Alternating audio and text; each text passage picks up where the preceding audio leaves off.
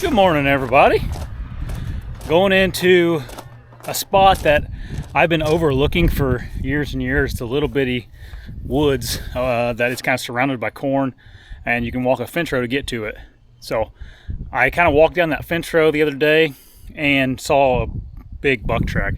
So ever since that day, I've been like, man, I gotta get in that spot. So that's what we're doing today, going in that spot. Gotta do a couple other things too that will be in this vlog, but that's for the most part what we're doing. I don't know if you can see that, but it's 64 out. I'd like for that to be the temperature the rest of the summertime, 64. Hey Randy, this is Josh Talker. Hey, yeah. Do what? I hope so, at least. Hey, I am gonna go and do a little bit of work on our little shooting house, or our love shack, like you call it. You think it's all right if I just drive down that waterway, or will that waterway be wet and stuff? It'd save me a lot of steps if I could drive up to it, you know. All right, thanks. Yeah, there you go. See ya. Bye. That was my dad's cousin Randy. He's a hoot. We built a shooting house there on his property, and me and Maddie would go sit in it a lot, and he'd always just call it the love shack. That's what he called it. He always calls it the love shack you guys got built out there.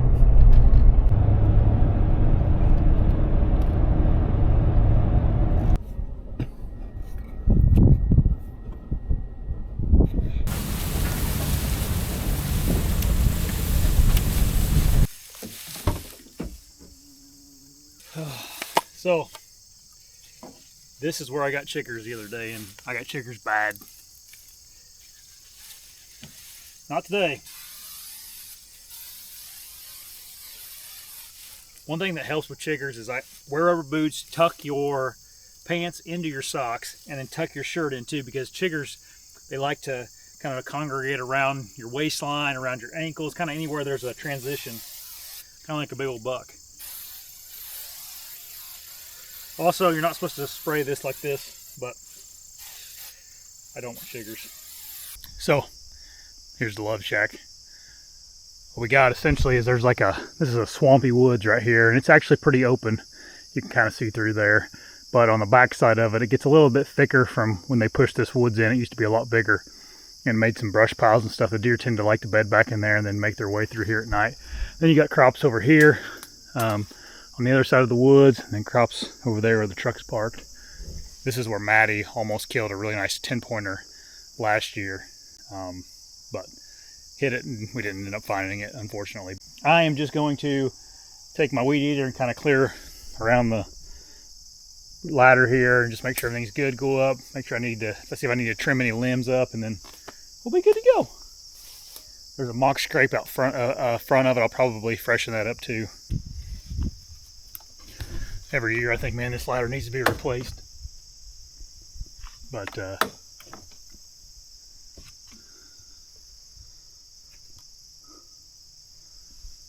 maybe this is the year it does need to be replaced. Got everything cleared up here. There's a mock scrape right there. I gotta fix that up. Got a good shooting lane right here. That buck Maddie shot came from back in here and walked right out there, and that's where she shot him at. Looks good. We had a decoy out though. We had a decoy out in front of the blind, and it was coming into that decoy. That looks good. This farm typically doesn't have a lot of bucks on it if it's a beans, and it is beans this year. It was corn last year, so yet to be determined how good this place is going to be this year.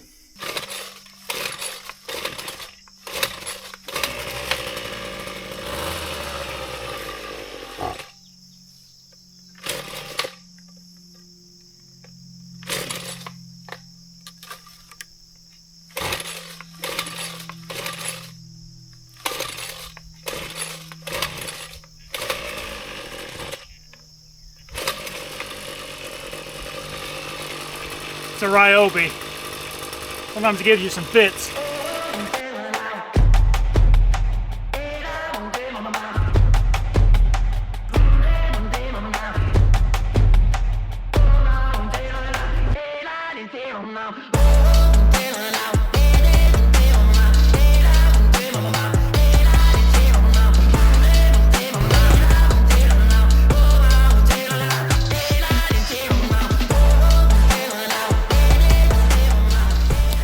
on to the next little chore here. Have a mineral site out, kind of on the other side of the woods. It's probably 300 yards from that shooting house behind me. You can see just on the other side, just outside of bedding. So I'm going to freshen it up, check the SD card, and then keep her moving. My plan is I think I'm going to put a cell camera over it just to see what's coming in, if there's a deer in here worth hunting. And then so I talked to the conservation officer, because I've never ran minerals before until this year, at least not in many years. And he just told me to take a piece of plywood 10 days before season, cover the mineral site up, and I'm good to go. That's what he does on his property. So I have to come in here anyway again, which I don't really care to do. But where this mineral site is it's not real intrusive. So here's the mineral site. They're not hitting it too hard, but look at that right there. It's a nice track. Find out what that sucker is.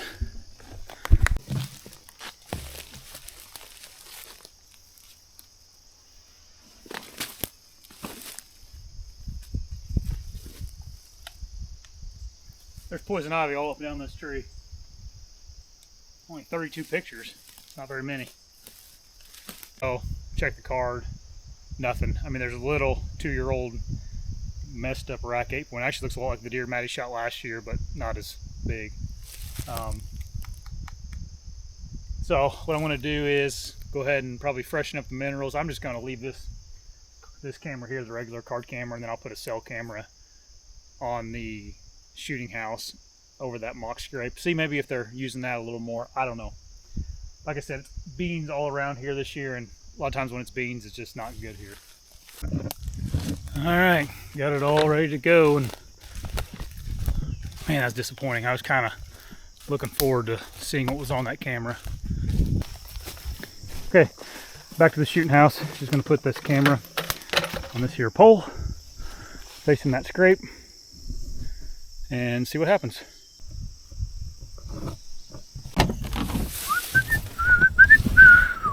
Ooh. Set up my keys. So this is the field edge that I kind of walked down right here and noticed that there was a great big buck track on the field edge, and you can see obviously it's corn, whereas the entire rest of the farm is all beans. There's a little bit, it's just a few acre woods right there, so I'm kind of hoping maybe that the deer are living in here that are on this farm, but we're gonna go find out and just do a little scouting. And this is kind of what this vlog is primarily about, is like this little scouting trip right here. On the edge of this woods, it's a much thicker. You can see around me here, pretty high stem count. So this looks a lot more promising to me. Ouch, thing fly, little bee bit me.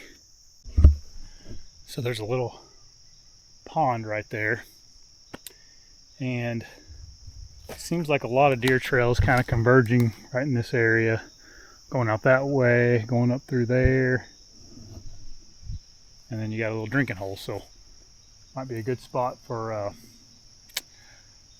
early season if it's hot or something. Keep in mind. So here's that pond. It's like a little runoff from the fields that go down into the pond. I'm gonna see if I can walk across this if it's not too muddy. This side of the pond, far east side of the woods, not as thick. So in my mind, I'm thinking bedding on the west side. Maybe they come out here if I can find like an oak tree or something that is pretty close to that thick spot on the other side of the pond, and they come over here to eat. Then there's a road right over here. I could park on that road, hop in here on the east side of the property, and get in here pretty flawlessly and not have to mess with the corn. Seen a lot of sweet gum trees and some hickory, but no oaks. Actually, right here's a white oak. I stand corrected, these are swamp chestnut oaks, not white oaks. But nonetheless, they're oaks. But this could be a daily spot early season. I think I'm going to mark this on my maps, and then come middle of September, here in a few weeks, about a month, you can hear the road. just park on the road, slip in here, check these oaks, and then go from there. I'm not seeing like acorns on the lower limbs, but that doesn't mean there's not a bunch up top. Man.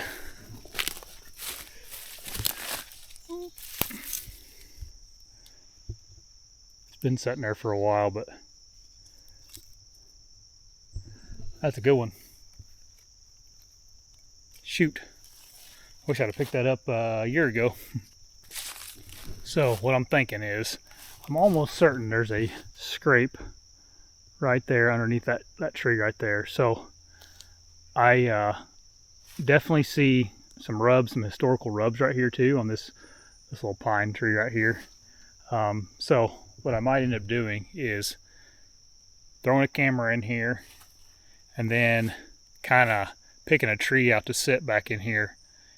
You just don't want to get too close to bedding, because then you're gonna blow them out, because they could be, I mean, they're probably bedding on the exterior edges right there, but if they see me getting in, that's not good. So maybe I should just sit back a little bit and then go from there.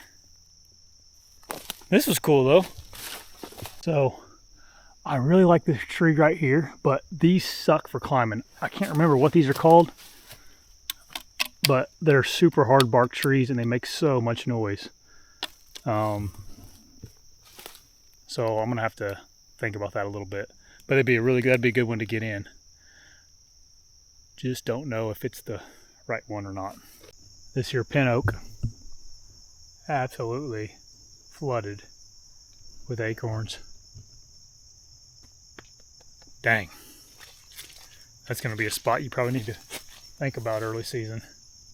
Went back to the truck and got some stuff to set things up. Made sure the Maddie was doing okay with the boys, but this limb right here just makes a perfect little spot where a guy could put some mock scrapes and then hang a trail camera right back here and then get in the tree right over there. So that's what I'm gonna do.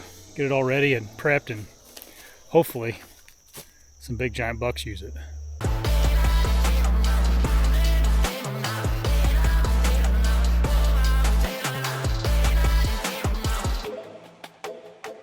Got the camera over it. See what happens now. Kind of wander back here and look at these trees to see which one I'd want to sit in. Can't decide where I'd want to sit at. I'd probably honestly just bring my saddle and maybe get in like that tree right there, because that one, unless you put a permanent one up, it's going to make too much noise. There's actually a couple good options right here for trees, but that one right there, as long as you got in here quietly, get up in that right there, you'd be able to shoot back in here in case they came to those oaks. And then if they come out of bedding right there, you can shoot the scrape too. So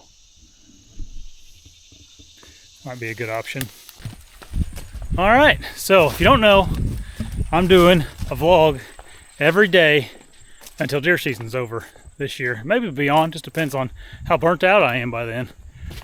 So hit the subscribe button right there and follow along this season. It's gonna be awesome. And if you want to watch yesterday's vlog, it's right there. We're going to Tennessee this week to deer hunt. Be some deer hunting on here. Can't beat it.